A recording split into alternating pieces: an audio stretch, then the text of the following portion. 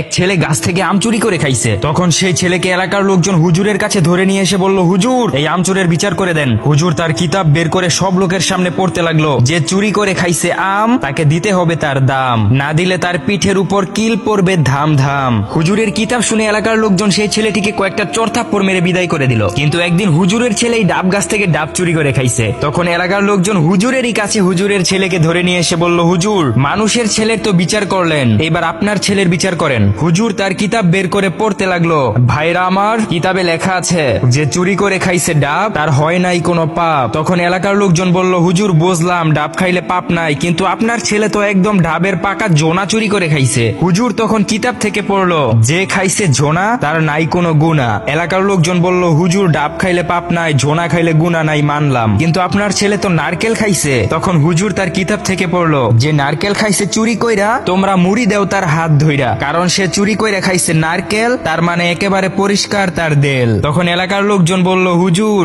আপনার ছেলের বিচার করার দরকার নাই, আমাদের ছেলের বিচার করলেই হবে।